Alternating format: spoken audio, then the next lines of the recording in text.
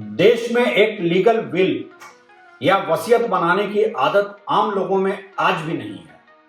आम भारतीय घरों में घर के मुखिया की जुबानी कही बात ही मान्य होती है परिवार में उनकी मृत्यु के बाद, और इसलिए घर में किसी की आकस्मिक मृत्यु हो जाने के बाद अक्सर ही पैसा और लॉकर में पड़े कीमती सामान का क्लेम परिवार के लिए काफी चुनौती और परेशानी का सबब बन जाता है। Reserve bank of India RBI के आंकड़ों के अनुसार देश के अलग अलग बैंकों में ऐसे कोई 1 ट्रिलियन या 1 लाख करोड़ से ज्यादा की रकम है जो अनक्लेम्ड है या जिसकी किसी को अभी तक क्लेम नहीं मिली है। ये वो रकम नहीं है जो बिना वसीयत की मृत्यु होने पर परिवार के लोगों के बीच कानूनी लड़ाई में फंसी है और मामला अदालत के सामने लंबित है। ये तो वो रकम है जिसका कि क्लेम नहीं लिया जा सका है क्योंकि कोई वसीयत है नहीं, और बैंकों ने ऐसे मामलों में भुगतान की प्रक्रिया को बहुत जटिल बना रखा है। इतने डॉक्यूमेंटेशन की करते हैं डिमांड कि छोटी रकम तो लोग हैरासमेंट से बचने के लिए क्लेम करना ही छोड़ देते हैं। लेकिन अब यह मामला राजनीतिक और प्रशासनिक हलकों में चर्चा का विषय बन गया है और इसलिए रिजर्व बैंक ऑफ इंडिया ने इस पूरे प्रोसेस को आसान करने का फैसला किया है।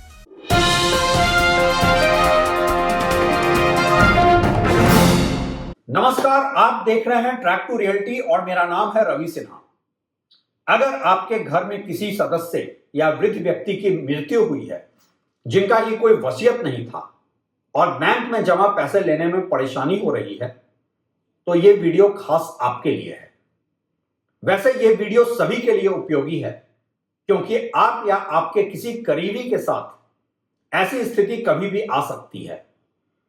देश में एक कानूनी विल या वसीयत बनाने की आदत आमतौर पर है नहीं, और अकस्मात किसी की मृत्यु होने पर लीगल लैंग्वेज में इंटेस्टेड डेथ कहते हैं।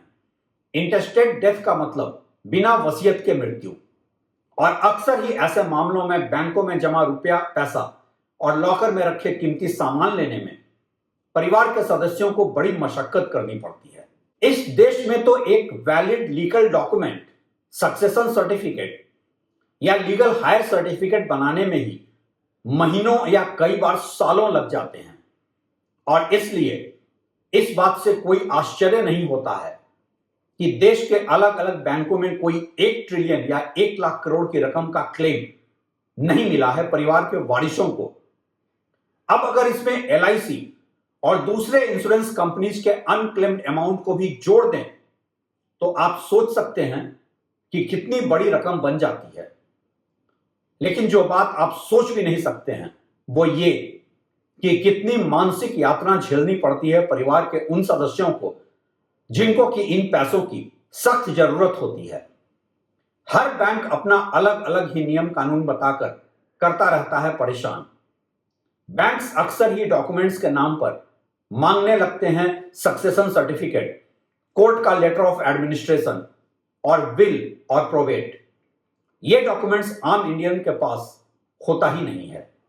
अधिकांश इंडियंस ने तो ऐसे लीगल डॉक्यूमेंट्स का नाम भी नहीं सुना होता है, और ऐसा भी नहीं है कि हर मामले में ये बैंक्स बस अपनी मनमानी ही करना चाहते हैं। हाँ, यह सच है कि देश के ज्यादातर बैंकों का कंडक्ट प्रोफेशनल नहीं है, लेकिन इस मामले में उनकी भी अपनी ही समस्या है, अपना ही चैलेंज है।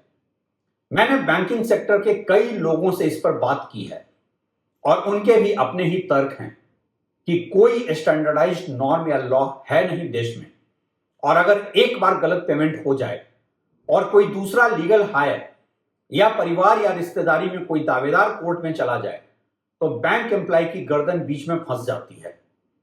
बैंक्स भी ऐसे मामलों में खुद को सेफ रखना चाहते हैं क्योंकि कोई स्टैंडर्डाइज्ड लीगल गाइडलाइन देश में अभी तक था ही नहीं।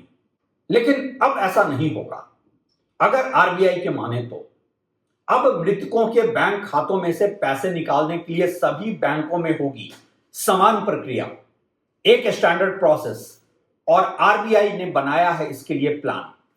मृत ग्राहकों के जमा खातों से संबंधित दावों के निपटान की प्रक्रिया को स्टैंडर्डाइज्ड और सिंपल बनाने के लिए आरबीआई ने सभी बैंकों में एक मानक व्यवस्था लागू करने का फैसला लिया है।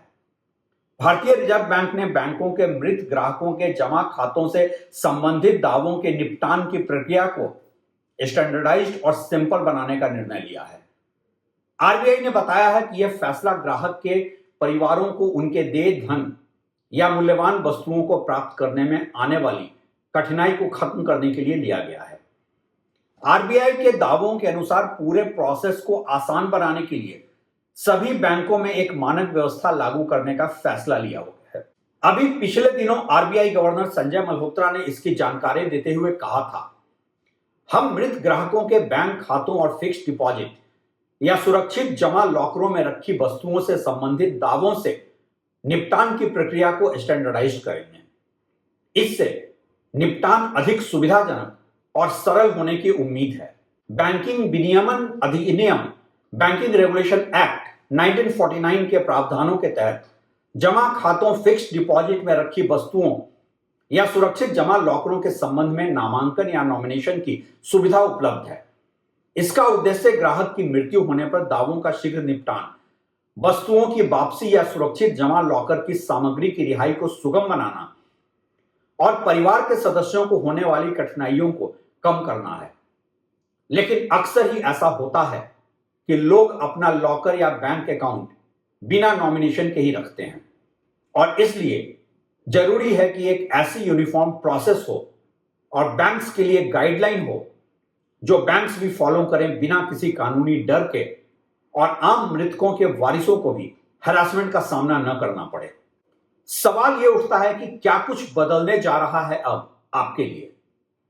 सबसे पहले, बिना नॉमिनेशन वाले बैंक अकाउंट्स में भी 15 लाख तक के बैंक डिपॉजिट, जो कि कोऑपरेटिव बैंक्स के लिए 5 लाख की सीमा तय की गई है, उसमें और बैंक लॉकर में मृतक के आश्रितों को 15 दिन के अंदर क्लेम सेटल करना होगा।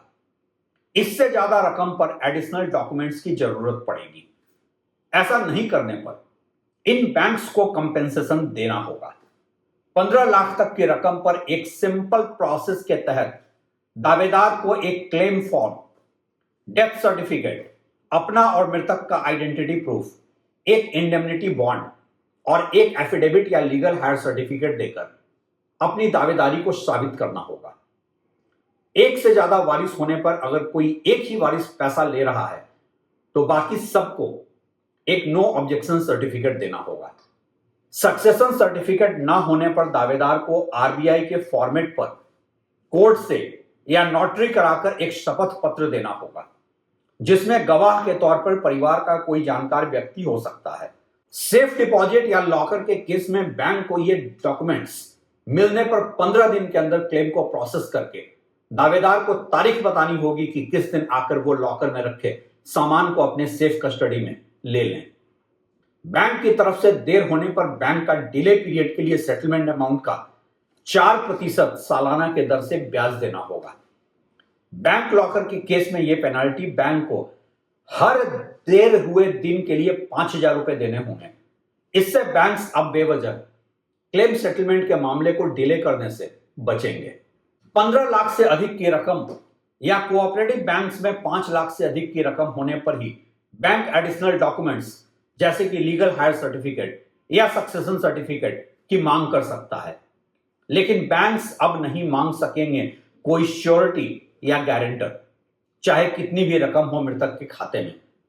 आरबीआई ने मृतक के टर्म डिपॉजिट के प्री मैच्योर क्लोजर को भी अलाउ कर दिया है, और वो भी बिना किसी पेनाल्टी के, अगर कोई भी डिपॉजिट रेकरिंग डिपॉजिट हो या फिर लॉकिंग पीरियड में हो तो भी।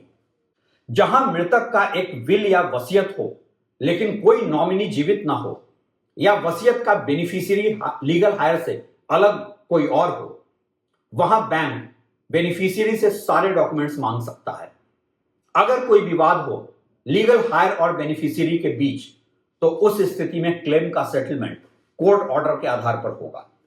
अगर कोर्ट ने कोई रिस्ट्रेंट ऑर्डर दे रखा है तो उस स्थिति में यह रिस्ट्रेंट ऑर्डर हटाए जाने तक बैंक कोई क्लेम प्रोसेस नहीं कर सकता है।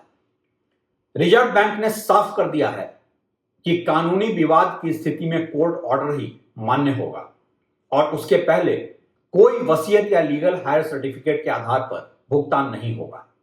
सारे ही बैंकों को यह नए नॉर्म 31 मार्च 2026 तक लागू कर देने हैं। यह बदलाव बहुत अहम है आम भारतीयों के लिए।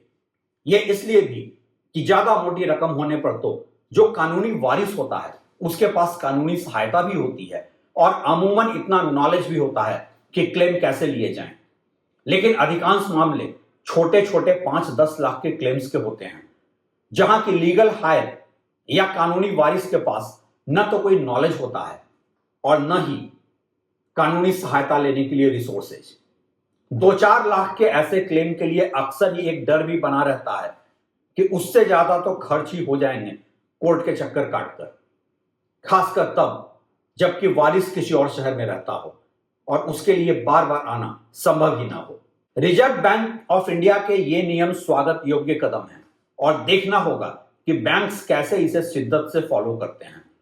कहीं ये भी कई और ऐसे ही नियमों की ही तरह महज कागजों में ही न रह जाए। आपका क्या सोचना है इस बारे में? अपनी राय हमें जरूर बताइएगा। ऐसी खबरें हम आम जनता को जागरूक बनाने के लिए लाते रहते हैं ताकि किसी को जानकारी के अभाव में नुकसान ना हो।